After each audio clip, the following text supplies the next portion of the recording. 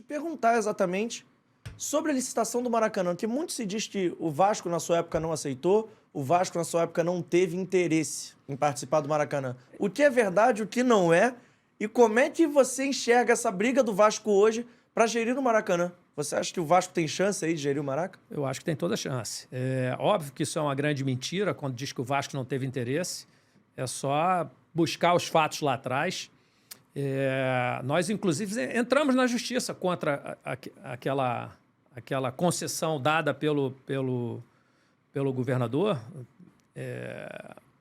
Witzel, que é sabidamente flamenguista, que ia para o Maracanã com camisa do Flamengo e que, obviamente, privilegiou o Flamengo com toda essa história. Fez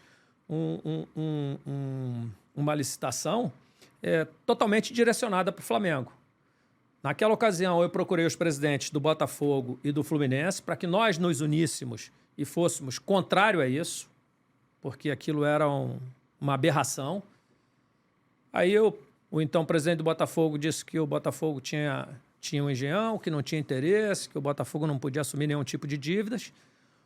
O presidente do Fluminense, na ocasião, o Abad, na Federação Carioca, às 7h da noite, eu conversando com ele me disse que o Fluminense ia fazer uma proposta individual, uma proposta só do Fluminense, e no dia seguinte, pela manhã, estavam ele e o presidente do Flamengo dando entrada numa proposta conjunta.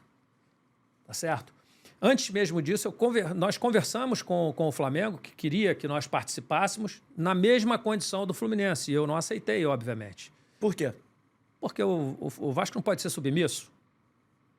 O que eu disse na ocasião é que o Vasco aceitava participar, aceitava até como o Vasco jogaria menos, que a divisão das receitas fossem proporcionais ao número de jogos, mas que o Vasco tivesse ação direta na gestão do clube, que ele participasse diretamente na gestão do clube, não, do estádio. E o Flamengo não queria. Queria que o Vasco entrasse, mas que a gestão fosse deles.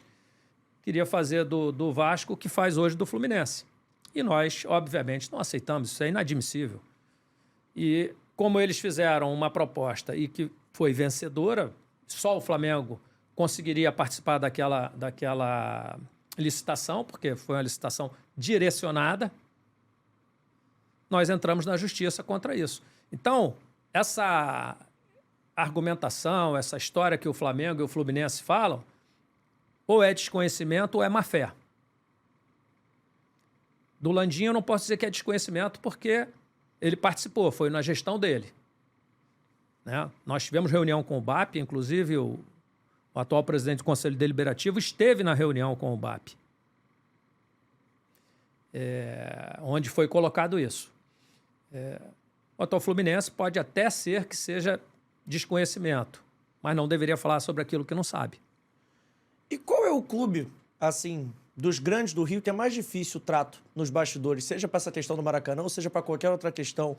É o Fluminense ou o Flamengo? Porque a gente vê muito o Fluminense numa postura um pouco, de vez em quando, mais combativa na imprensa. O Flamengo nem tanto. Mas qual é que nos bastidores você teve uma relação mais difícil, enquanto presidente do Vasco? Assim, a relação mais difícil é com o Fluminense, né? Que tem... Por quê?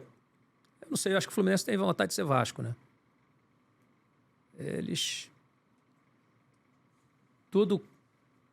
Qualquer coisa eles criam dificuldade, parece que existe um certo complexo de inferioridade. Quanto ao Flamengo, não, é pela soberba, né? O Flamengo é um clube que traz consigo uma soberba muito grande, sempre acha que é o maior, que tem que ter mais. Essa relação é que é difícil.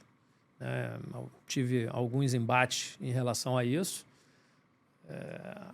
mas no restante, até que não havia grandes dificuldades de trato.